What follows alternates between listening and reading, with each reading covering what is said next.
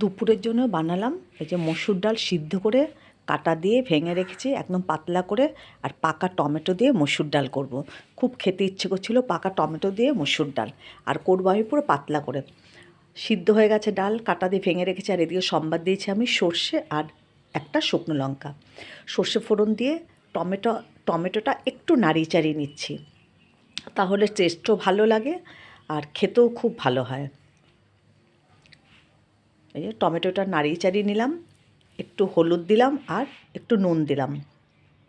ডাল সিদ্ধ করার সময় আমি একটু নুন দিয়ে নিয়েছি, আর একটু নুন লাগবে।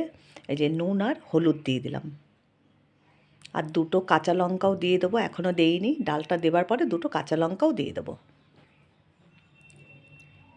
ভালো করে নাড়াচাড়া করে নিয়েছি, এবার এই যে ডালটাকে ঢেলে দিলাম। মুসুর ডালটা খুব সুন্দর গলেছে, এই যে দুটো কাঁচা লঙ্কা এর মধ্যে দিয়ে দিলাম, আর সামান্য একটু চিনি দেবো, একদম অল্প করে একটু চিনি দিয়ে দিলাম।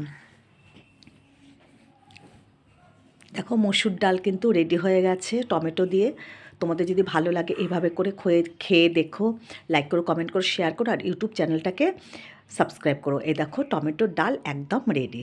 দীপ্তি রান্নাঘর বলে ইউটিউব চ্যানেলটা আছে, তোমরা সাবস্ক্রাইব করে নিও। টমেটোর ডাল কিন্তু একেবারে রেডি হয়ে গেছে। এইভাবে করে খাবে, দেখে খুব ভালো লাগে খেতে।